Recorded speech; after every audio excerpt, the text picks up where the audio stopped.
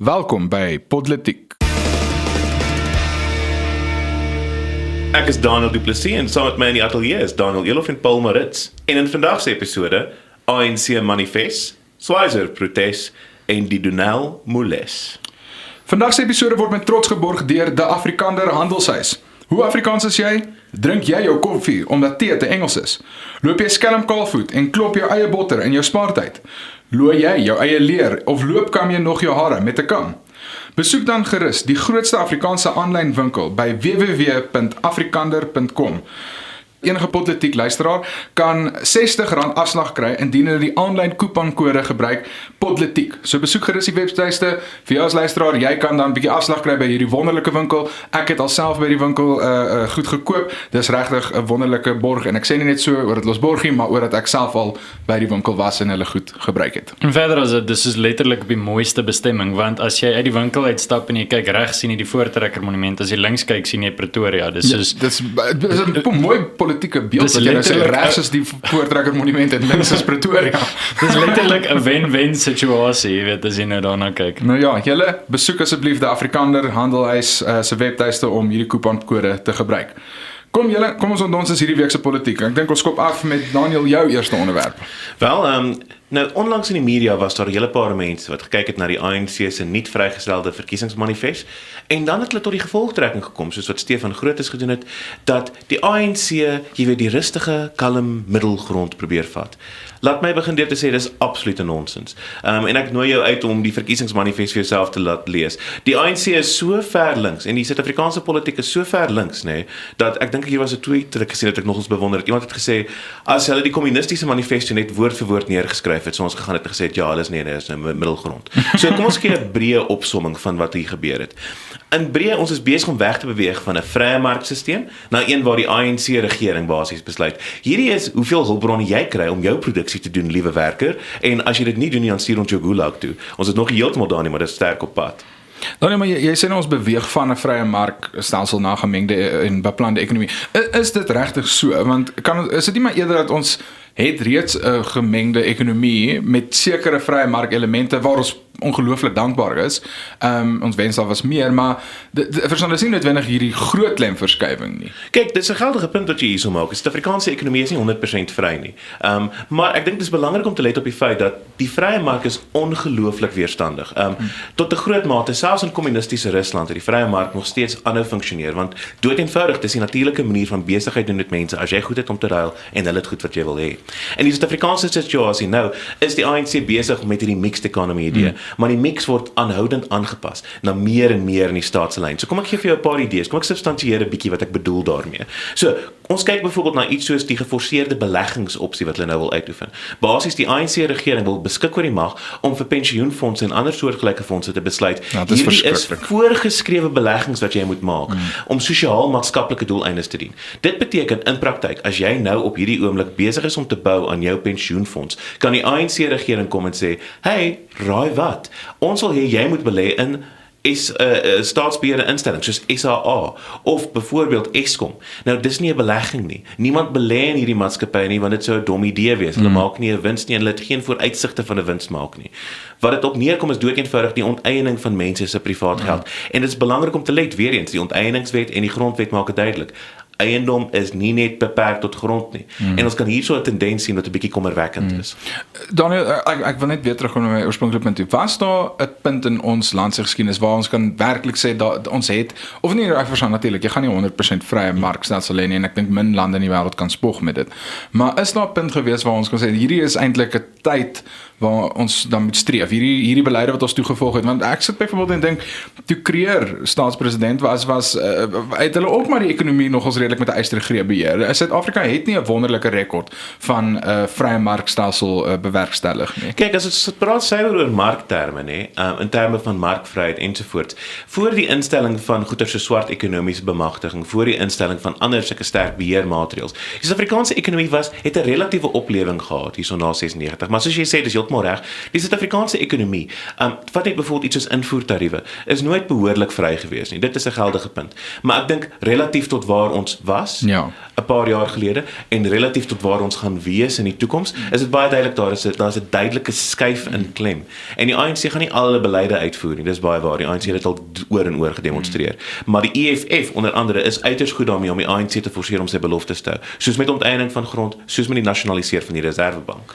Daniel, ek wil jou 'n vraag vra en ek dink is baie van ons luisteraars se lippe. Ons het hierdie gedagte dat miskien is jy weet Cyril is ons chommy. Eintlik is hy net besig om nou maar net te lyk asof hy so links is. For die chess, hy speel for die chess. Die oomblik wat hy die verkiesing wen, gaan hy teruggaan op hierdie goed. Ons ken hom man, hy dan al hierdie buffels saam met bakkies bottale. Hy's mos 'n lekker ou. Wys hierdie manifes vir ons dat daai beeld absoluut van sy kant af 'n fasade was en dat hy regtig nou sy ware kleure wys, of is daar nog 'n kans dat hierdie hoop wat mense het dat hy eintlik gaan terugkeer na sy kapitalistiese wortels van die laaste 20 jaar, dat dit dalk weer kan terugkom? So hierdie gaan 'n bietjie van 'n genuanceerde antwoord vat, want hierdie is die ANC se manifest, dis nie Ramaphosa se manifest nie. Hierdie is grootendeels die beloftes wat hulle by die 2017 konferensie gemaak het, wat nou net in manifestvorm omgesit is. So ons moenie Cyril se hand te intens in die spesifieke issues hierso sien. Maar Cyril is die onderskeid basies tussen EFF-styl politiek en kom ons sê iets 'n klein bietjie meer aan vroeë, jy weet, sosialistiese beleide in ander lande en ander jurisdiksies. Dis die verskil tussen 'n vinnige en 'n stadige gif. Die ANC bly die ANC en die mees liberale faksies in die ANC is nog steeds besig om hierdie sosialistiese agenda te dryf. En ek dink ons moet verwag dat dit erger en erger gaan word as tyd aangaan. Byvoorbeeld onder mense soos Thabo Mbeki en selfs 'n klein bietjie onder Nelson Mandela was daar meer en meer intense beheer oor die ekonomie uitgeoefen. En dit is 'n stadige aaneenlopende proses, ja. So as Ramaphosa heeltemal sy eie ding kan doen na die verkiesing, wat nie noodwendig waarskynlik is nie, is ons nog steeds in 'n problematiese situasie. Dalk selfs meer problematies, omdat dit in die kort termyn beter gaan lyk as ons gehad het onder Zuma, maar in die lang termyn net so skadelik kan wees. Paul, ek wil net aansluit by Daniel, want jy het nou gesê, hoekom gaan Ramaphosa nie dalk terugkeer na sy vrye markwortels toe nie? Ek dink nie hy het vrye markwortels nie. Ek dink nie oor dat hy klomp die 100% aandele in McDonald's het, is dit nou kenmerkend of aanduidend van die feit dat hy ewe skielik hierdie kapitalis is nie. Ek dink is eenvoudig nie so nie. Vir al sy probleme wat hy het, dink ek is iemand soos Herman Mashaba aansienlik meer van 'n kapitalis as wat Ramaphosa is. Net bloot oor hoe hy sy beleide formuleer, hoe hy sy lewensbeskouing, presies. So ek dink nie Ramaphosa het hierdie vrye mark wortels nie. Ek dink dis gevaarlik dat baie mense dit dink en ek dink weer eens, en ek dink die heel belangrikste is soos wat Daniel gesê het, die ANC sien alself as groter as net die individu. Dit is, die ANC is op die ou ende die besluitnemer, die hoofuitvoerende, die NEC, die hoofuitvoerende raad van die ANC is wat die besluite neem. Is nie net Ramaphosa op sy eie nie.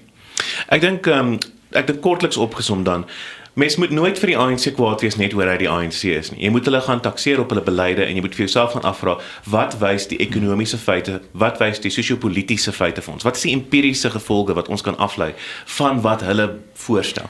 En op daai gronde moet ons hierdie manifest uit die hand uit verwerp. Dit is oningelig van die mees basiese beginsels van die ekonomie. En as net 10% van die beleide uitgevoer word, 10% van die mees problematiese beleide uitgevoer word, is ons diep in die sop. Maar ons is eintlik klaar 'n bietjie en dit is bietjie meer veral daar so in Noord-Wespaal, is dit nie waar jy vandaan kom ook? Wel nee, ek kom oorspronklik van Johannesburg af, maar dit is so ek het 'n baie sagte plekkie vir die Noordwes provinsie, vir die ou Wes-Transvaal. Nou goed, ek het verlede week ek gesê, ek dink ons betree nou die lawwe seisoen, die silly season, vir die volgende 4-5 maande gaan enige iets wat amper lyk soos 'n storie so uit verband uitgeruk word dat dit verskriklik is. Natuurlik vir joernaliste 'n wonderlike tyd om te lewe, en natuurlik vir politici vreeslik lekker, want jy het verskriklik baie mag en posisie ewe skielik. So wat verlede week gebeur is die eerste dag van skool en natuurlik met moderne tegnologie, die ouers wil net weet, gaan dit goed met my kind? Nou, toe ek graad 1 was daar 'n paar mammas, nou nie my eie ma nie, maar 'n paar mammas wat sommer daar buite die hek gesit het, die hele dag in haar kar gewag het, die eerste dag van skool, ingeval haar kind iets nodig het. Deesdae natuurlik praat die juffrouens sommer op WhatsApp met die ma's. En so besluit 'n juffrou, Elana Barkhuizen van laerskool Schweizer-Reneke, om 'n foto te neem, nie van haar eie klas nie, van 'n ander klas, en hierdie foto te stuur vir die ouers. En sy het verskeie foto's gestuur, en teenoor ek glo sy het 3 of 4 foto's gestuur. Op een van hierdie foto's is dit wel so dat al die kinders wat nie Afrikaans is nie, wat toevallig ook die swart kinders in die klas was, so almal anders in die klas was Afrikaans, en dis heeltemal te verstaan, is dit Suid-Afrika is 'n land baie kulture, mense wat van baie verskillende groepe afkom.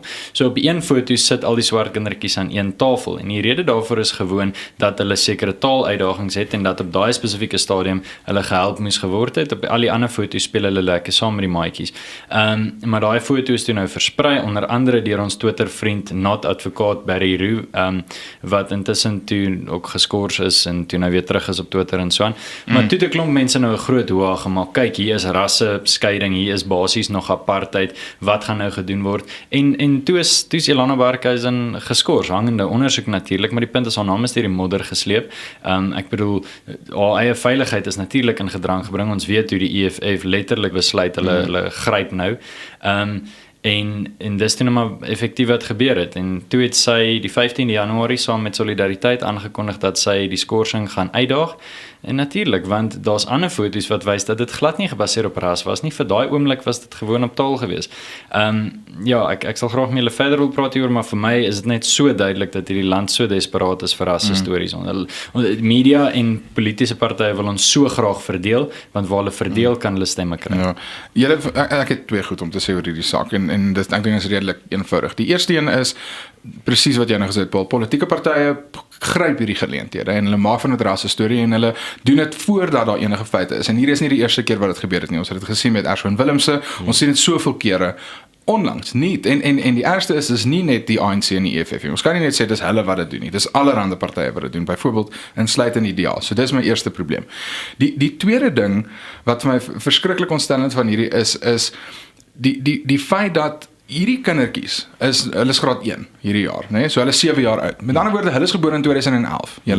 2011 is letterlik 17 jaar nadat ons al 'n demokratiese land geword het in hierdie land. En dat ons nog steeds so behep is met hierdie probleem, dat ons dit moet skep, ons moet dit gaan soek. En wat gebeur en die gevolg is hiervan, is in plaas van gevalle waar daar regte rasisme gebeur, in plaas daar waar daar regtig verkeerd opgetree word, oordat die linkse media en die, ek wil amper sê die marxistiese om mense en groepering in Suid-Afrika, elke liewe klein ding wat moontlik vir hulle kan lyk soos rasisme, net dadelik op die bandwagon, verskoon my Engels, maar op die bandwagon klim en sê, hierdie is 'n rassistiese voorval, dan wat gebeur is, dit water dit af, wanneer dit regtig gebeur, want natuurlik gaan mense dan laer trek, natuurlik gaan mense dan sê, maar wag, voordat ons net hoor wat jy sê, gaan ons eers onsself beskerm, gaan ons eers gaan verstaan, letterlik laer trek, en dan gaan ons na die feit uitkom, so al wat dit doen is dit polariseer, al wat dit doen is dit maak dat ons nie behoorlik agter die kap van die bel kom en by die ware feite uitkom nie, want ons verpolitiseer dit voordat ons enigsins dit kan doen. Net 'n vinnige nota, dis 'n graad R klasie, né? So onthou, hierdie kinders word 6 hierdie jaar, maar dit was Januarie, vroeg Januarie, so hulle is nie teen die meeste 5 gewees. Hulle is in 2012 gebore. En dis absoluut belaglik, né? Nou, iemand het iets tekenend gesê op Twitter wat vir my regtig 'n bietjie insig in die situasie gegee het. Nee, hulle het iets tekenend gesê. En jy iets insiggewend, iets wys. Maar wat germ. Ja, en dit is dat hierdie ouens het gegaan en gesê, selfs beweerde rasisme is erger as moord. Ja. Nee? Hoe intens is dit om te gaan en te sê dat ten alle koste, dit is ons 100% ons eerste prioriteit in die samelewing. Ongeag life is the many, nee, is nie op hierdie standaard nie.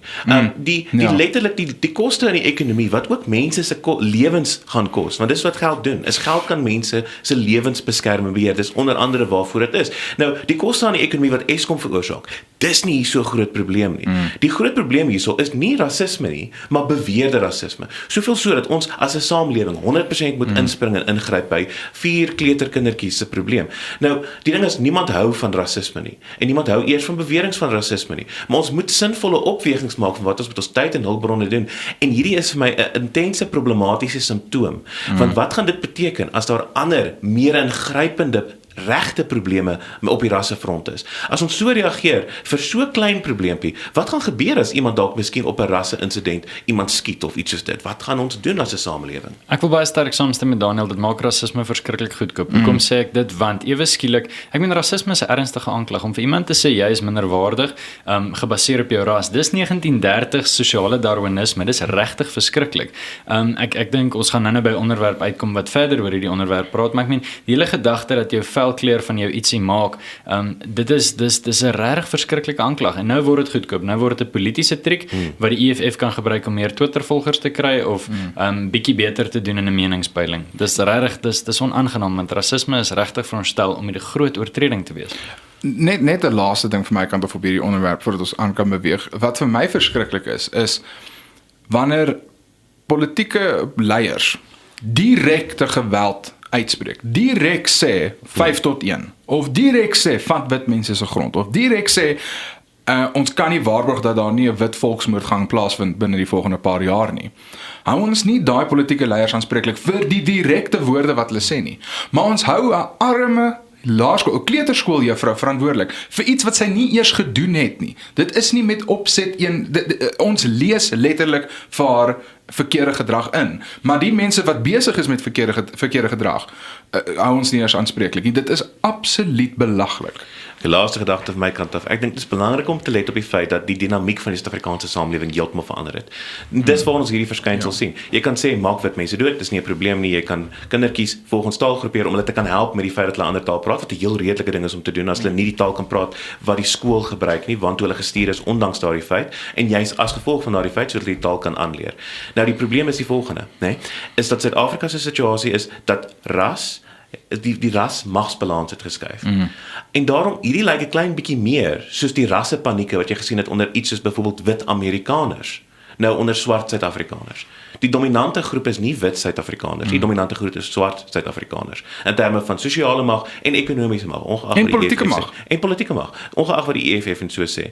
En dis, ons moet begin dink oor rasseverhoudinge in Suid-Afrika op 'n nuwe manier. Die ou narratief is nie meer geldig nie. Die ou narratief gaan net beteken dat mense begin seer kry, en dit gaan nie rasseverhoudinge verbeter nie. Wel, van een plek waar die rasbalans heeltemal vreemd is en daar weird goed gebeur as gevolg daarvan, kom ons praat dan sommer nou oor wat verlede week gebeur het met Denel se nuwe hoofuitvoerende beampte. Denel het na 'n proses waar hulle aansoeke gehad het vir die hoofpos van Denel, natuurlik 'n verskriklike sukkelende liggaam, het hulle toe vir Dani de Tooy aangestel. En die het toe vreeslike kritiek ontlok van byvoorbeeld die Black Management Forum. Nou, wat weer interessant is, en vir jou as luisteraar wat dalk nie hiervan weet nie, is, daar's klomp mense wat gesê het hulle wil nie hierdie pos hê nie. Swart Suid-Afrikaners het gesê het hulle weet jy wat, hulle is nie lus vir nie, want hulle sien nie kans vir die gemors wat hulle moet oplos nie. En Dani de Tooy het gesê nee, weet jy wat, is reg. Hy sal dit doen en natuurlik hy doen dit want daar's 'n voordeel vir hom daar en hy is die hoofuitvoerende beampte. Nou wat gebeur is die Black Management Forum kan nie glo ons stel 'n wit persoon aan as hoof van 'n staatsorgaan of enige orgaan nie. Ek dink as dit Standard Bank was, sou hulle omgekrap gewees het daaroor. En nou het hulle gesê wel hulle gaan 'n ondersoek doen en hulle oorweeg regsaksie teen Denel om hulle letterlik te verbied om die wit hoofuitvoerende beampte te hê. Nou julle van my kant af baie eenvoudig, hierdie klink vir my verskriklik baie soos die Nazi-party in die 1930s waar hulle gesê het, wel hier's nou hierdie Jood aan die hoof van 'n liggaam en hulle gaan 'n ondersoek instel en dalk dreig met regsaksie. Dis regtig verskriklik en dis angswekkend. Ja, dis baie min dat ek regtig uit my vakgebied iets kan sê op Podlitiek, want ek meen julle ouens wat wel julle regte studeer, so dis bietjie makliker. Maar wat die etiese punt betref, hierso kan ons regtig nogals 'n paar interessante goed sê.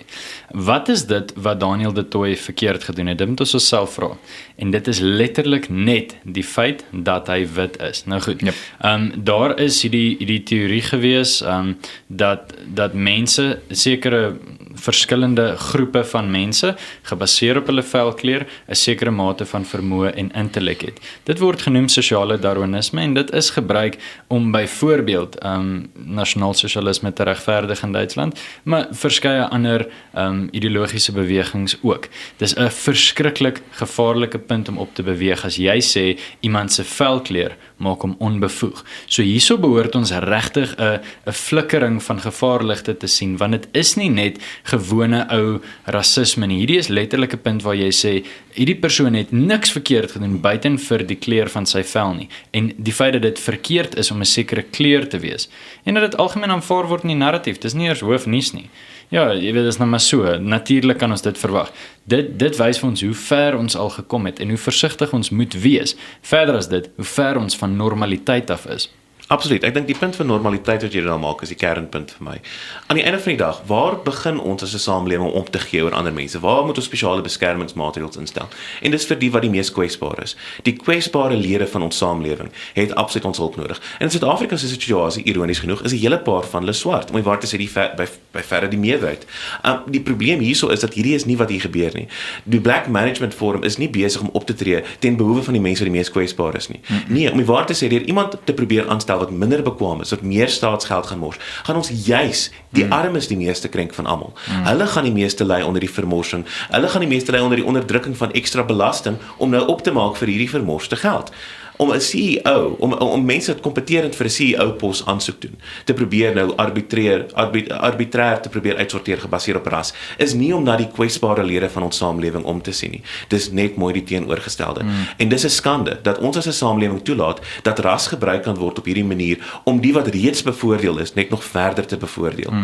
Ja, absoluut julle. Ek dink in 'n netedop as ons die wegneem boodskap, die ontnonsens van hierdie saak aanvat, dis presies wat jy vroeër in die episode gesê het, Denel. Suid-Afrika se hele sosiale samestelling is verskriklik verwronge en dit het verskriklik baie verander, veral in die afgelope paar jaar. En ek dink dis weens 'n verskeie faktore. Ek dink daar's plaaslike faktore, die ekonomie wat druk, allerhande daai slegte goed wat moeilik is op vir die Suid-Afrikaanse bevolking, en dan goed wat internasionaal gebeur. Ek dink ons moet erken dat die invloed wat byvoorbeeld Amerikaanse universiteite op die Amerikaanse samelewing het 'n invloed op Suid-Afrika ongelukkig. Maar kom ons beweeg dalk oor, ons het nou 'n nuwe segment wat ons hier by Podlitiek wil begin. Ons gaan 'n bietjie begin gesels oor hierdie ding van die invloed wat die buiteland op Suid-Afrika het. So ons het nou internasionale politiek wat ons aan die einde van ons episode gaan bespreek. Nou julle, hierdie week het daar iets snaaks gebeur. Dit was die Gillette, die groot skeermes maatskappy, het 'n advertensie gemaak waar hulle praat van toksiese manlikheid en al die ewels daarvan. Ek dink is redelik duidelik hoe die algemene man op straat oor hierdie video voel, want ek dink daar's omtrent vir elke een like wat die video op YouTube gekry het omtrent 200 dislikes gekry. Ek dink dit sê al klaar genoeg oor hierdie onderwerp. Die uitdaging hierso is die narratief. Ons wil lank oor te praat. Die algemene narratief is dat mans is gelyk aan boos. Dis letterlik wat hier gesê word. Nou weet ons, iemand soos Jordan Peterson praat baie oor, maar baie vooraanstaande sielkundiges kom uit en sê, luister hierso, ons sit met seuns wat gewoon nog altyd maar net bietjie besig is en bietjie stout is, en nou word hulle almal medikasie gegee vir ADHD. Nou ewe skielik is hulle almal probleemkinders. Weet jy wat?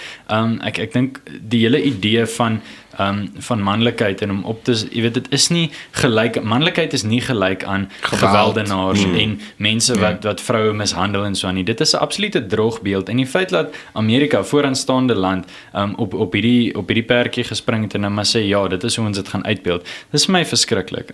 En dis jammer om dit te sê, maar manlikheid was nie so erge probleem toe die Tweede Wêreldoorlog gewen het nie. Nou ewe skielik is dit 'n probleem. Dis hierdie, jy weet, daar is ietsie soos, jy weet, 'n sekere manier hoe daarvan jou verwag word om op te tree.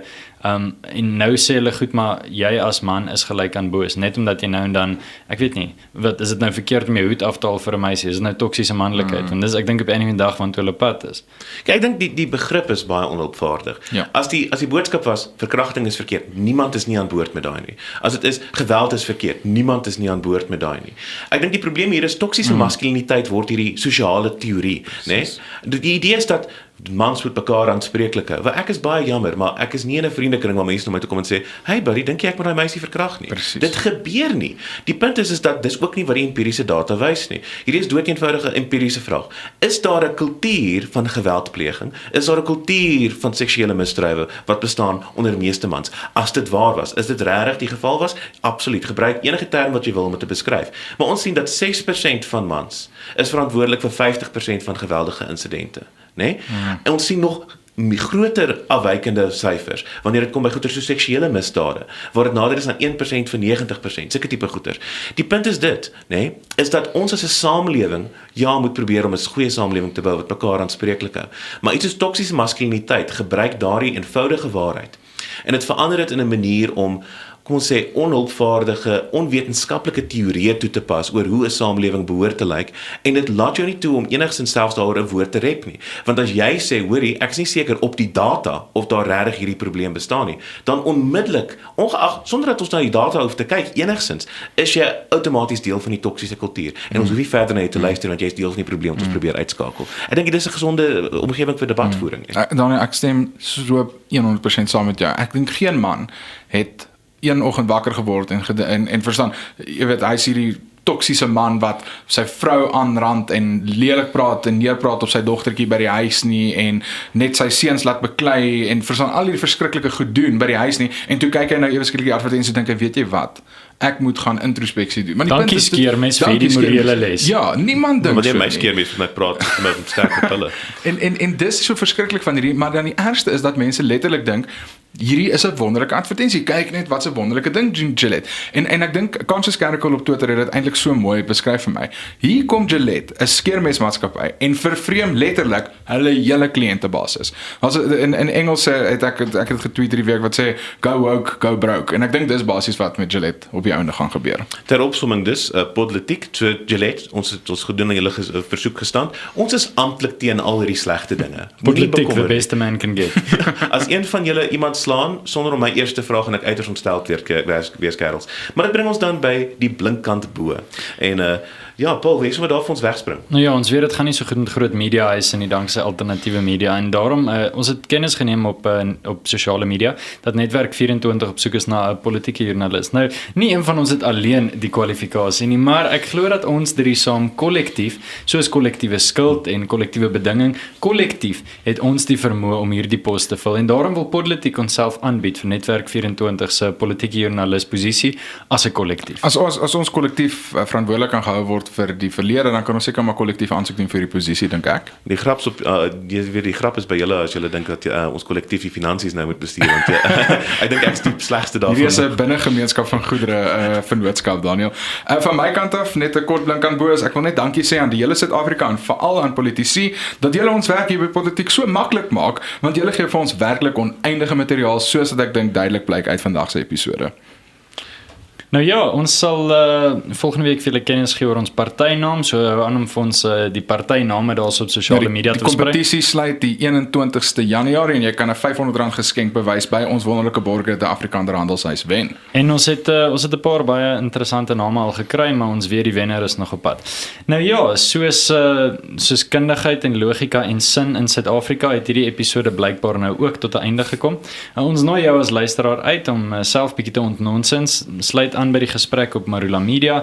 Laat weet vir ons in die kommentaarafdeling wat jy dink, teken in op SoundCloud en iTunes. Volg Podlitiek ook op Twitter en Facebook en los asseblief vir ons 'n resensie met jou klagtes en gedagtes.